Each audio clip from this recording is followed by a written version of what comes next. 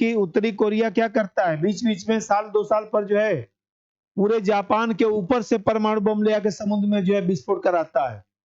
कहीं परमाणु बम जापान पर गिर गया तब क्या होगा सोचिए। इस तरह से देखा जाए तो जापान की हवाई सीमा में मिसाइल भेजता रहता है। जापान बेचारा भयभीत रहता है। सोचिए इतनी बड़ी अर्थव्यवस्था, तीसरी बड़ी अर्थव्यवस्था है ना जापान, तीसरी बड़ी अर्थव्यवस्था रख कर बेचारा डर के मारे कांप रहा है, तो उसकी सुरक्षा भी प्रभावित होती है। जापान में अमेरिका की सेना रहती है, वो भी प्रभावित होगा कि द्वितीय विश्व युद्ध के बाद चीन जो है साम्यवादी देश के रूप में आया। अब मैं बताया कि द्वितीय विश्व युद्ध से पहले ही जो है विश्व में जो है कोल्ड वार शुरू हो गया था। प्रथम विश्व युद्ध के बाद ही कोल्ड वार शुरू हो गया था। अब कोल्ड वार शुरू हुआ तो एक तरफ नाटो बन गया, दूसरी तरफ वार्सा पैक्ट बन गया। नाटो पूंजीवादी गुट बन गया जिसका नेता अमेरिका, और वार्सा पैक्ट बन गया जिसका नेता रूस, सोवियत संघ, और इसी में चीन भी शामिल हो गया। अब चीन जो बना तो 1949 में चीन बना। अब चीन ने क्या किया कि साम्यवाद का विस्तार करने के लिए जो है आसपास के क्षेत्रों में हस्तक्षेप करना शुरू कर दिया। चीन के बगल ही में तो कोरिया है, कोरिया में हस्तक्षेप कर दिया। तो कोरिया में जब चीन ने हस्तक्षेप कर दिया, कोरिया को साम्यवादी देश बनाना शुरू कर दिया, अमेरिका ने इसका विरोध किया। जब अमेरिका ने इसका विरोध किया तो इसी को कोरिया संकट कहा जाता है। कोरिया का विभाजन हो गया। अब कोरिया दो हिस्सों में बट गया, उत्तरी कोरिया और दक्षिणी कोरिया। उत्तरी कोरिया चीन के प्रभाव में आ गया, यूएसएसआर के प्रभाव में आ गया, और ये जो है अमेरिकी प्रभाव में आ गया।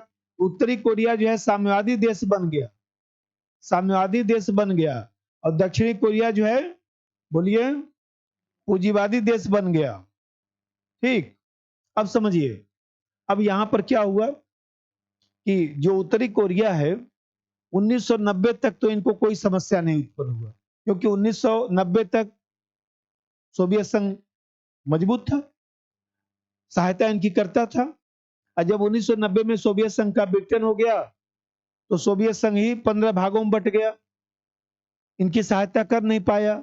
जब इनकी सहायता नहीं कर पाया तो आप जानते हैं कि यहाँ खाद्य संकट की स्थिति और तमाम आर्थिक संकट उत्पन्न हो गया। लाखों लोग जो है उत्तरी कोरिया में मर गए, लाखों लोग मर गए। उत्तरी कोरिया में जब लाखों लोग मर गए तो आप जानते हैं कि अब उत्तरी कोरिया को लगा कि यहाँ पर जो अमेरिका की सेना दक्षिणी कोरिया में रहती है तो उत्तरी कोरिया को मिला देगी। अब जानते हैं उत्तरी कोरिया अपनी सुरक्षा के लिए चिंतित हो गया। चिंतित हो गया तो मैं उस दिन बताया था कि उत्तरी कोरिया एनपीटी में 1985 में हस्ताक्षर किया था, लेकिन उत्तरी कोरिया एनपीटी से बाहर आ गया। अब बाहर आके 2002 में परमाणु बम बनाया और अपनी सुरक्षा को मेंटेन किया। ठीक, यहां तक क्लियर। अब यहां पर जैसा समझिए दक्षिण कोरिया की स्थिति। दक्षिणी कोरिया किसके प्रभाव में रहा? यूएसए के प्रभाव में, पूंजीवादी देश के प्रभाव में रहा। अमेरिका ने खूब यहाँ पर पूंजी दिया, खूब तकनीक दिया, और इस तरह से इसका तीव्र गति से विकास हुआ। तो देखिए दक्षिण कोरिया जो है सियोल जिसकी राजधानी, दक्षिण कोरिया में खूब इलेक्ट्रॉनिक सामान, ऑटोमोबाइल सब तमाम। सैमसंग कंपनी कहाँ की है? दक्षिण कोरिया। फिर मान लीजिए सपोज करिए हुंडई कंपनी कहाँ की है? दक्षिण कोरिया। आप देखते हैं ये सब जो है यहाँ पर विकास हुआ, और दक्षिणी कोरिया खूब जो है आर्थिक रूप से शक्तिशाली देश बन गया। यहाँ तक क्लियर हुआ? अब जैसा समझिए, अब यहाँ पर समस्या हुआ क्या?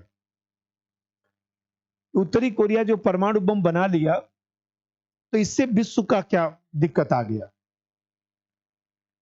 सबसे बड़ी बात है कि उत्तरी कोरिया की शासन प्रणाली अलोकतांत्रिक है। सैनिक तानाशाही के रूप में जो है व्यक्ति का शासन चलता है, वही किम जोंग उन। आप जानते हैं कि उत्तरी कोरिया अपना परमाणु बम, मान लीजिए यहाँ पर गरीबी है तो उत्तरी कोरिया परमाणु बम ईरान को भी तो दे सकता है, अफगानिस्तान में तालिबान को भी तो दे सकता है, आतंकवादी समूहों को दे सकता है, फिलिस्तीन को दे सकता है। तो पूरे विश्व के लिए समस्या हो जाएगा। बेच देगा परमाणु बम, ले जाइए, हम मर ही रहे हैं तो पूरा विश्व ही खत्म कर देता हूं, जाइए। सबसे बड़ी समस्या तो यही आएगा। दूसरी जो सबसे बड़ी समस्या है कि ईरान को परमाणु बम मिलेगा तो ईरान क्या करेगा? इजराइल के खिलाफ प्रयोग कर देगा तुरंत, क्योंकि इजराइल काफी परेशान कर रखा है ईरान को, फेंक देगा 2-4 परमाणु बम इजराइल पर। अब ये बताइए, इजराइल में अमेरिका की सेना भी तो रहती है, तो अमेरिका की सेना भी प्रभावित हो जाएगी। अब पूरा विश्व व्यवस्था ही, पूरा तृतीय विश्व युद्ध शुरू हो जाएगा। और तीसरा जो सबसे बड़ी चुनौती है कि जापान बगल में ही तो जापान है, तो जापान आर्थिक रूप से संपन्न देश है।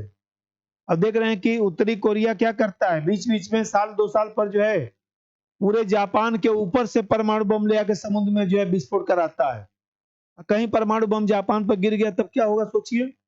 इस तरह से देखा जाए तो जापान की हवाई सीमा में मिसाइल भेजता रहता है, जापान बेचारा भयभीत रहता है। सोचिए, इतनी बड़ी अर्थव्यवस्था, तीसरी बड़ी अर्थव्यवस्था है ना जापान, तीसरी बड़ी अर्थव्यवस्था रख कर बेचारा डर के मारे कांप रहा है, तो उसकी सुरक्षा भी प्रभावित होती है। जापान में अमेरिका की सेना रहती है, वो भी प्रभावित होगा।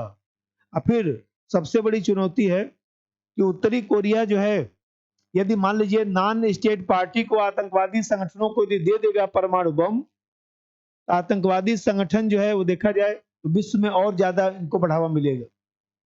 और सबसे बड़ी बात है कि मान लीजिए उत्तरी कोरिया जो मिसाइल में परमाणु बम रखता है, इधर उधर विस्फोट करता रहता है, परमाणु मिसाइल का जो प्रयोग करता है, और फिर जो है पूर्वी चीन सागर में जो है भेजता रहता है इधर उधर, उससे पर्यावरण की समस्या भी उत्पन्न हो रही है।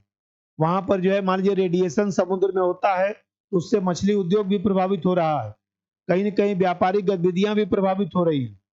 इन्हीं सब समस्याओं के कारण जो है अमेरिका और उत्तरी कोरिया के मध्य जो है अनेक वार्ता हुआ। जब इसके पहले ट्रंप साहब जब राष्ट्रपति थे, आपको ध्यान होगा कि 2018 में सिंगापुर में ट्रंप साहब और किम जोंग उन मिले थे, कोई सलूशन नहीं निकला। 2019 में हनोई हनोई में भी बैठक हुआ, वहां पर भी कोई नतीजा नहीं निकला। 3 बार बैठक हुआ, कोई नतीजा नहीं निकला। फिर अंततः 2020 में भी उत्तरी कोरिया ने परमाणु परीक्षण कर दिया। फिर आप देखते हैं कि कहीं न कहीं अभी भी मिसाइल भेजता रहता है। ये उत्तरी कोरिया जो है, आप जानते हैं कि उत्तरी कोरिया का अप्रत्यक्ष रूप से चीन भी सहायता करता है, सोवियत संघ भी सहायता करता है, और इस तरह से उत्तरी कोरिया हुआ, ईरान हुआ, अमेरिका हुआ, चीन हुआ, ये सब पाकिस्तान हुआ, ये सब गठजोड़ बन गया है।